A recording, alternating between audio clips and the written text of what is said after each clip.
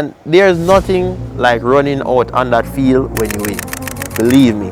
Going through that tunnel and the stadium is jam-packed. Lights on, you see your supporters, the drums beating, and then you just run right around to the KC section. And you just wave your flag.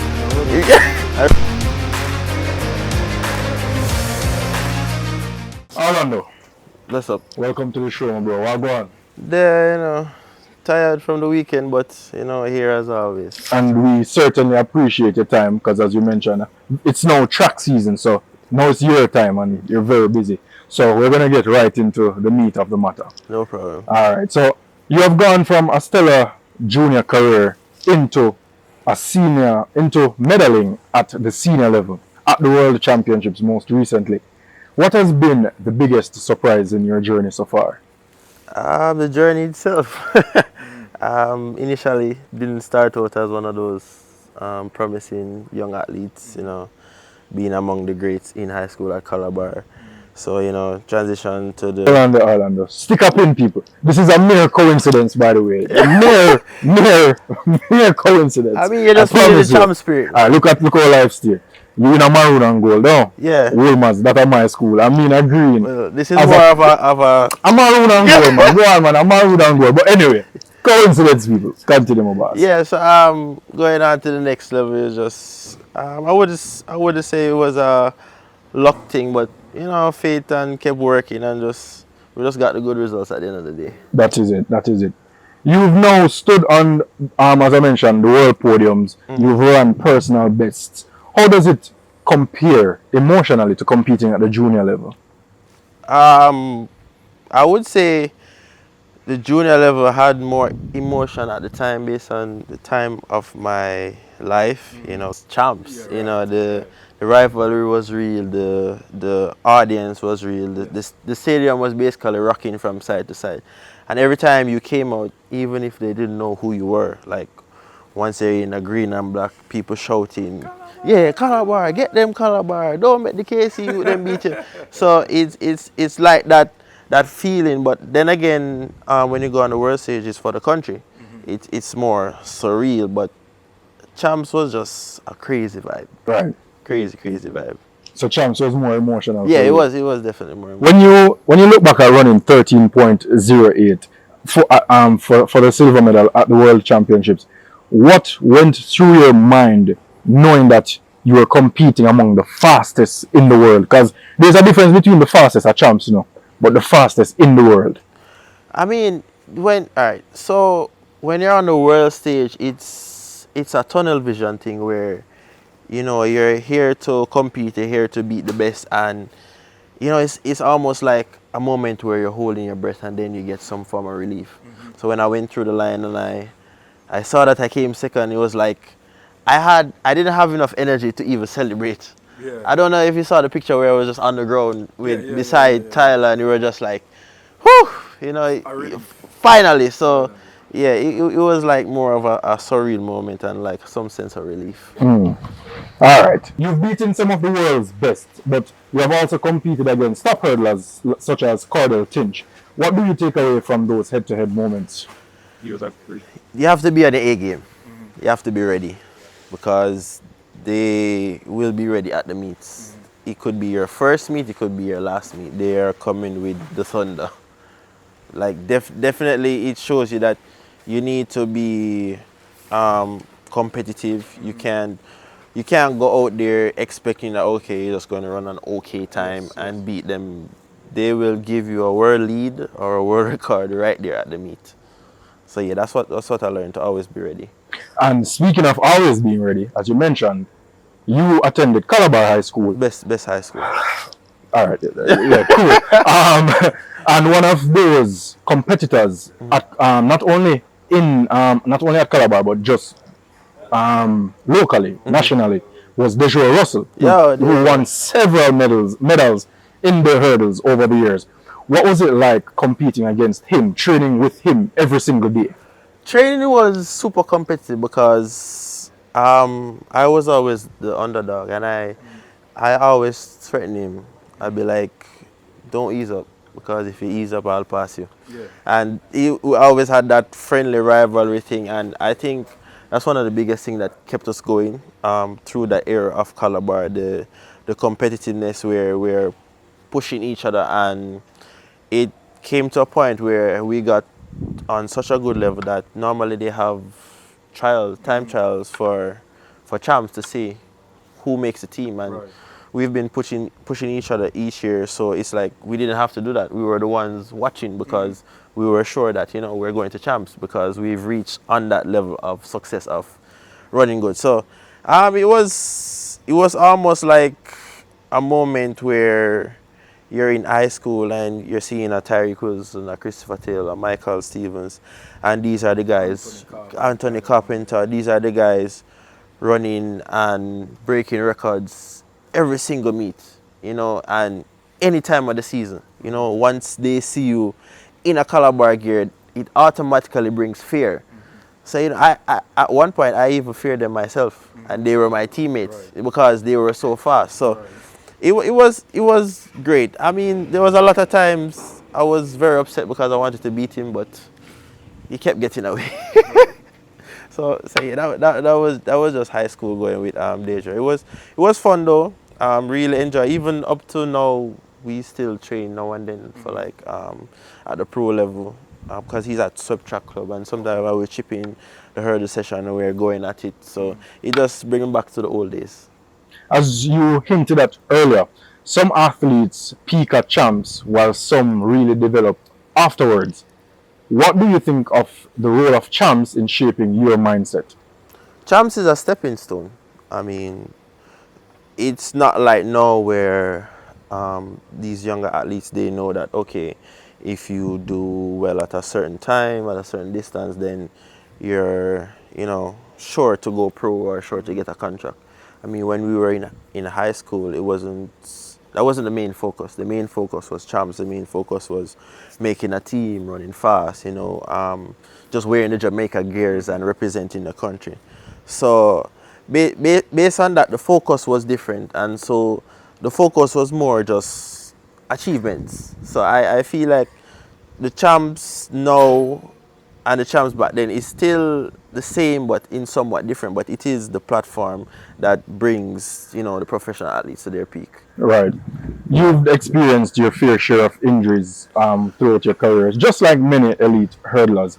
But how do you balance yourself between risking burnout or getting setbacks?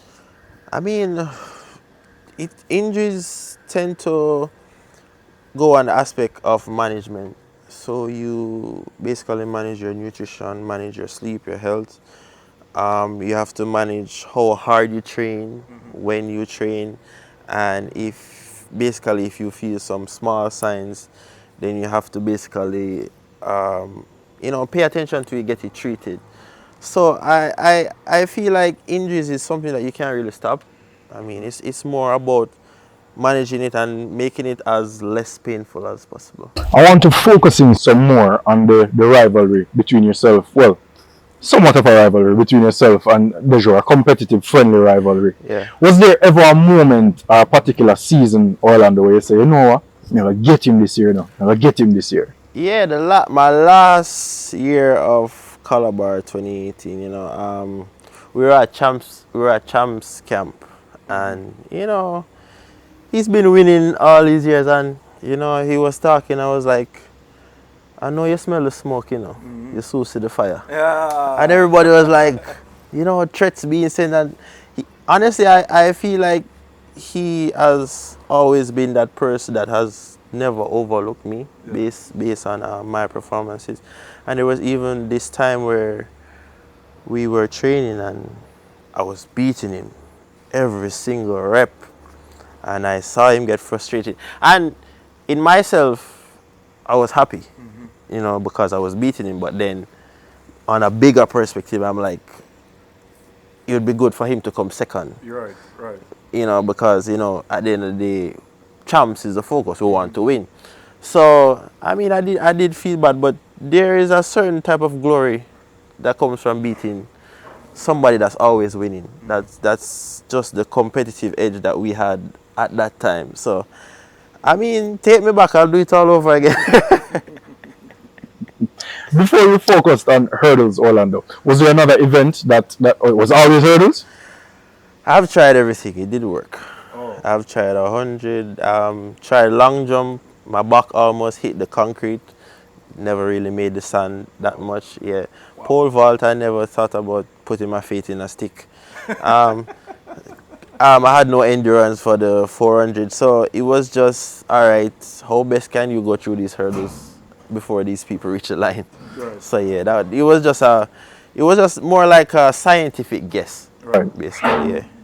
Throughout your career, obviously you have been coached by some of the best names along the way. Which one of your coaches gave you the best lesson that in constantly drilling your head that has helped you up to this point? I would say, well, I'm still with my coach from high school up to this day, Craig Sewell. Okay. But I would say being around Coach Glenn Mills, it's a different perspective because you're speaking to somebody that has produced the fastest man ever known, both the fastest man and the second fastest man, multiple world champion. So he's big on mental health, mental capacity, and being around him, he gives you those uncomfortable questions. Like, I've made so many worlds, like, what will it take to get to a finals? And this was before Paris, and he helped me to basically manifest things, self-belief, and basically get rid of fear. Because, as an athlete, you might not say that you're nervous, you might not say that you're being fearful, but it takes a different level of just knowing that in yourself that, okay, I'm going out there and it's just brimstone on fire. Whatever happens, just happen, but I'm going to do my best. Right. Yeah, so definitely Coach Mills, still with my coach right now, Craig Sewell, so the work continues. That is it. Obviously, Orlando, over the years, one of your most fierce rivals would have been the men from Ellis Road and North Street, Kingston College. And JC. Well, more so KC, but alright. And Jamaica College, the Old Road Road Massive. Which of the schools did you fear most? Not Calabar as a team, but you as Orlando, personally. Alright, first of all. Yeah, I think you never fear none. No, man, it wasn't necessarily fear, it was concern. Okay. Right, because, I mean, back then when I was running, there was this JCU, Oquenda Bernard, Philip Lemonius, Wayne Pinnock, Yeah. KC, Jago, Broadbell, Right. and then me and Deja. So that was just us in the group. But KC is the type of school where sometimes they kind of hide athletes. So they will jump out at champs and they'll be like, never see that guy before. But it wasn't necessarily fair. But I know that they're very, very competitive, and they have the drive, they have the will. As much as Calabar is one of those schools where fighting to win, KC I have to respect them because they have a different level of commitment and rivalry. Like, to the way they carry themselves, to the way they go about training, their chants. When you see them at warm-up, it's just like they are the person to beat. So it's like, we will beat you. Right. Yeah, so I would say definitely KC for sure. But I mean, we were the people to beat, so yeah, that was just it at the end of the day. Over the years, you have won countless champs titles. Which one would you say was your favorite? Wow, favorite. All right, so there was several. There was one where we beat KC by half a point. Yeah.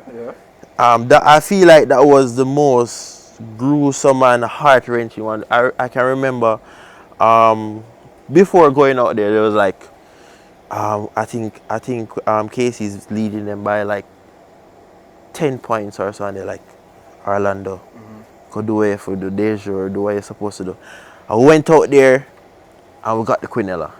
You understand? And I think that year we didn't do as well in the class 3 hurdles. I think we only got like one person in the finals. And then the day was coming to an end and it was like the 4x4. And we were under there vibing, they were adding up the points, and they were like, boy, this I got close, Like, Like, and them say, all right, if KC don't come top 4, we win, right? And then we were all there around Stadium East. We were watching the screen, and then I heard that the 4x4 guys had a meeting. This is not just Calabar, you know. Right. Calabar, JC, Stets, I think probably Georges, and it was more so a time of unity. And they were like, nah, make them pass, you know. And this is basically me hearing after the fact that we won, you know. And so we're just watching the screen, like clenching our hands, and we're like, we don't have to win, but us winning is not the problem. Right. And then I remember the last leg, there was this JC guy. He had a burn. I don't remember his name. He had a burn on his hand or something, and they were just leading, and they were just holding off the KC guy, and then went through the line, and everybody was like, oh. and so that was basically one of the. And then even when we thought we won, we were hearing something that we did win, and then there was like this big uproar, and that we lost these points, and then they had us in the tunnel, and they were like, wait, you can't go with it, and we were like, but we win, and they're like, no, you know win, and then they called the KC people, and then our Calabar people was like, no, we won, we add up the points, and then it was just a lot. And then we finally went out, and there's nothing like running out on that field when you win. Believe me. Going through that tunnel, and the stadium is jam-packed. Right. Lights on, you see your supporters, the drums beating, and then you just run right around to the KC section. And you just wave your flag. I rub it. So I feel like that definitely was the most historical one. And which year was that? I think it was like 2017, I think. Okay. Yeah, 2017 or 20. One of them, 2017. But yeah, that year was something else. Yeah. High school rivalries in Jamaica are really rivalries because sometimes they may leave from the schools and transcend to the streets, namely the transport centers, so to speak. Oh wow. Have you ever been involved, or if not, what's your worst experience of high school rivalries playing out in real life and not just on the track? So let me tell you, back then when I was way younger, like just getting into the tracks and things, Calabar was still winning, but there was this point where it's very unsafe to go to the transport center. It was like if they see you in any Calabar crest, any epaulette, then you know it's a bad situation for you. And it was a point where we had to be like avoiding the transport center on a whole, because there would be fights just breaking out just from conversations. You know, a KC youth and a Calabar youth, and they would just bounce each other, and they'd be like, yo bro, what you doing? And then split second, you know, bags start flying, people start running, things start clashing. So the transport center was basically a hot spot back in the days, and there was this quote going around, like, if there isn't a CHAMPS war, then Calabar is not winning. So it's not really the best thing to like center our performance around the violence, but at the same time it was something that was basically out of our control. But at the same time, we had to be, as athletes, we had to be like avoiding the transport center. You know, sometimes you dress up and you're cool and you neat and you want to see a girl, or, but you can't even do that, because you know they take it to a whole different level. So not even just the transport center, even at CHAMPS itself, like being in the crowd, like there would be violence, and it was I didn't enjoy it, because you know you don't want people getting hurt, but I did like the aggression. I did like the energy that we could feel off the aggressive energy, because you know that the people care. Right. Yeah. So back then it was pretty bad, but I'm glad it's way much safer right now, because it was not the best atmosphere. So we have a thing where, as you know, as athletes, whether manning cup or track athletes, it is there's a notion that it's easier to get girls. As a schoolers, as a Calabar man yourself, as a multiple time winning champs athlete, what was your experience in that capacity? I mean, I was never the, the girl magnet, so to speak. Is it But because you say you was a nerd?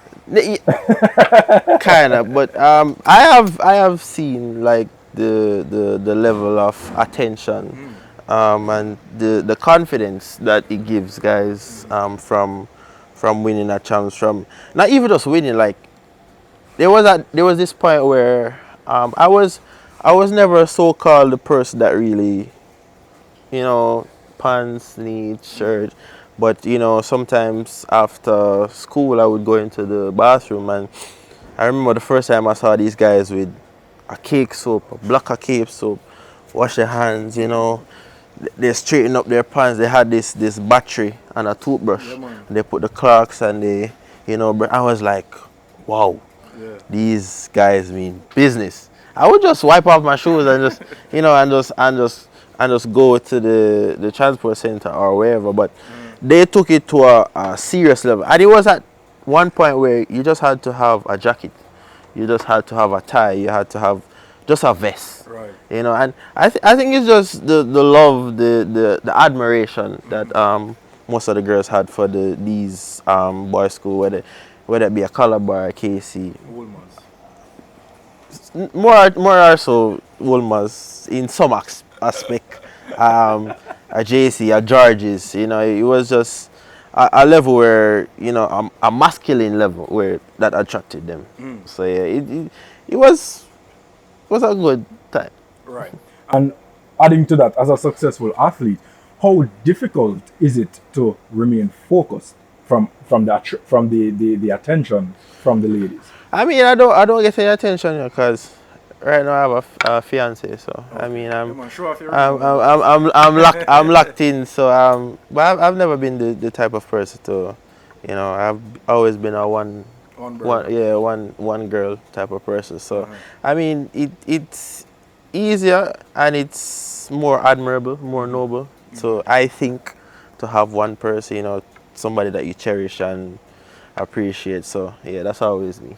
And Does that person should also, is it a criteria for you, for that person to also aid in your development, help you along the way in your career, whether Yeah. to help you meal prep? Yeah, definitely. Is that a criteria Yeah, for Orlando? my fiance Karim Hudson. She's basically my foundation, my building block.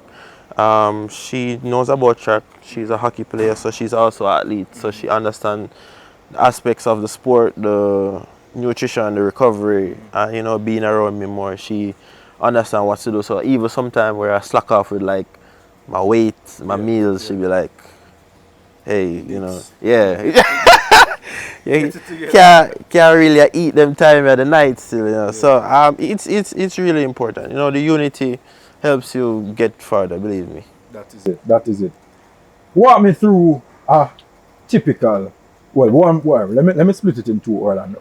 A Christmas camp versus the final team. So so the champs camp this. Wow. Walk me through a typical Christmas camp at Calabar. Alright, so first of all, we're training. To get to Christmas camp, you have to run to basically right, you have to to, make usually you have to qualify yeah for Excelsior. yeah Excelsior, RGC. RGC. Yeah, so you qualify for make run a Christmas. 200 and then they have basically a list of people, and back then they had a bus and they would line you out, and basically if you don't make the team then Lord, that's so food, so when they do food, Yeah, if so- you don't make it, every man knows. yeah, there was a year before I started running for Calabar where I didn't make the team. Okay. And walk away tears. Anyway, we're not gonna get into that. So yeah, December is basically on Calabar compound, but the first time, this is where you get your first set of gears, get the first set of shoes, and you have guys where they say, all right, just I get my shoes, now I wear my shoes, and I put on my shoes one side. So when track meet time reach, I'm fresh, I'm clean. So December camp was more so the gruesome camp where you had the 5 o'clock morning wake ups, and the hard training. We're training from Monday to Sunday, and basically it was good in the sense of bonding, but it was terrible with the pranks. You know, you go to sleep, you wake up and I see guys sleeping and the whole of the side of the face full of toothpaste and that type of thing. They're hiding people clothes. You're trying to find the underpants. You can't find the underpants. It was at this point where remember I just started, so I had this full suitcase of snacks. And I went to train and I came back and they say one snacks was in the suitcase, and somebody was in the background like, well, at least them leave one for you. I'm like, bro, this is crazy. So it was a time of bonding, a time of team spirit, hard training, but that was just the December camp. No, the real experience is Champs camp. You know, this is where you get to run at Champs, and you know, this is where you get the real set of gears, the real set of clothes, the so forth king treatment. I remember my first Champs camp. This was my first time being at a hotel. You know, okay. yeah, first time being at a hotel. Sleep. They basically have the room set out and everything. I remember the first morning we wake up and they say, meet us in X lobby. Breakfast. Wow. I'm a foodie. You understand? So when I went there, I saw eggs, baked bean, ackee and saltfish, stewed chicken. I say, stewed chicken for breakfast? Fried dumpling, plantain. I was like, wow, this is a life. Yeah. You know, so basically, you get to experience all the good stuff, but at the same time, they expect you to do your best. You understand? So I remember back then, Michael O'Hara was the face of Calabar. Yeah, man. And I remember before I ran my first Champs, I would put on the bodysuit and zip it up, and you know, I'd be in the mirror and I go down and I lift up my head and be like, all right, you know, catch them through the line. So it was this level of excitement that was different. Like you had to be telling a man, say, oh, boss, almost bedtime, go to sleep. One guy wants to sleep with AC, the next guy don't want to sleep with AC. And it's this rigorous process. You had to train, but at the end of the day, it's like, this is the experience, and it's so different. And I feel like it sets a platform for what to express at the pro level, because you know we're at meets, we're at hotels, so I feel like they do a good job of setting up like a replica of what to expect. But anyways, back to the Champs camp. You know, you're on the bus and the vibe different, chanting, you know, blood them. And you know, there was even this point where the driver was so in tune. They had the music on the bus and we're just rocking, and the vibes is just different. But you know that when we reach at the stadium, it's just ready. Focus. Time to kill. Yes. And it's, I don't even know how to explain the notion, the attitude. It's like we're still excited, we're still playful, but you know, it's There's business time now. Yeah. Like you can't make a purple man in front of your boss. Right. If you run and you come in last, make sure you come seventh and the purple man is behind you. Wow. It's that serious. It's that level of competition. And you have to keep the energy straight throughout the competition. It's for the throwers, it's for the jumpers, it's for the sprinters, the distance, even the men that are doing the decathlon. We'll be like, yo boss, this is what we need to win. Every time we go up on the track, we need to win. So us being older and even the younger athletes seeing us being like that, then they're even more determined. They even, I would say at one point, they're even more excited than us. They even straight face, so you have to be like, it's alright, but see, you kind of look tense. Yeah. You can relax a little bit. So Champs camp, leading into Champs, man, the greatest thing. Like I can tell you, I have never lost a Champs. I've never experienced what it is to lose a Champs. So after we win, greatest thing. we have the night for ourselves. We're jumping in the pool, vibing, just chilling with friends. It's the great champs. Champs to me is like 10 out of 10 because I've never lost. So for me, while I was attending Walmart, we had a chant. It was called the Law of the Jungle. Did Calabar have a chant? Yeah, Or we a have. pledge or something like that? Yeah, the war is not for the faint of hearts. Kill them from the start. Yeah, blood them, blood them. Recite. So they say, we ready, we ready. They say, the war is not for the faint of heart. Kill them from the start.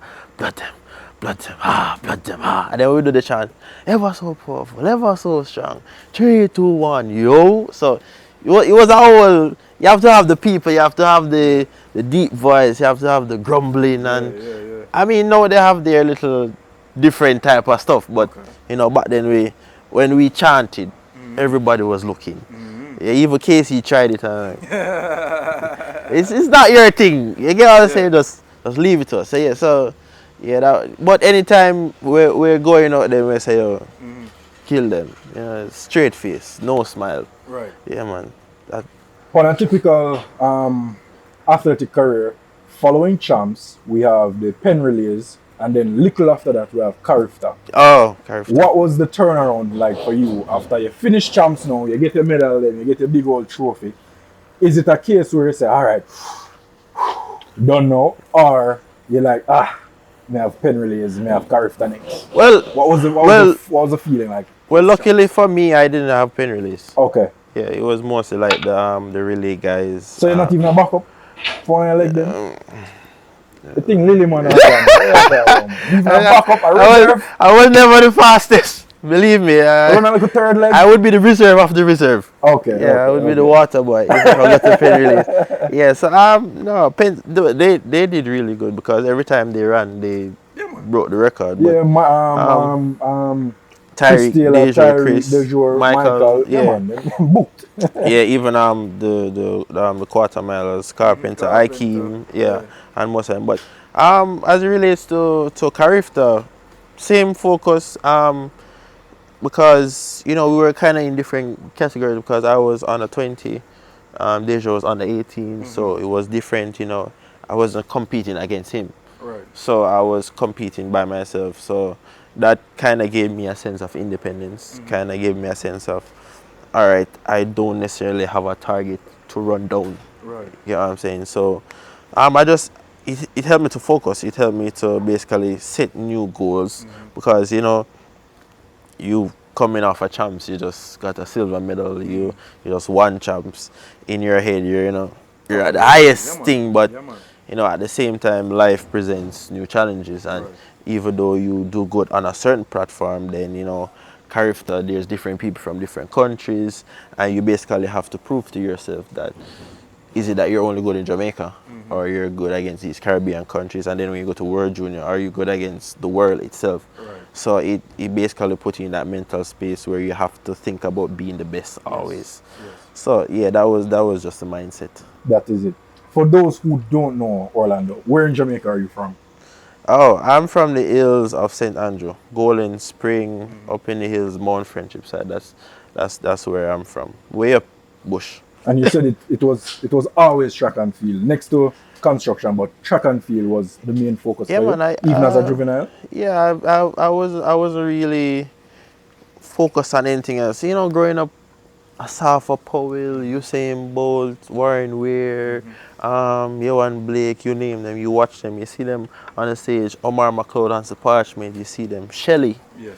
Elaine, so track and field is just always the main focus. So I mean, growing up, I was just always fighting to get fast on the track. I mean, it wasn't always the fastest, but it took a little time, but I got there. That's it. Would your younger self, the little boy from Golden Spring in a rural St. Andrew, would he look to you now and be proud? Yeah, definitely. Because, I mean, it was at a point where I was just running down my mom's car down the hill, and now I'm at the world stage getting medals. So, it's a great feeling. It's a great thing to know that, I've reached this level and I've achieved it based on the grace of God.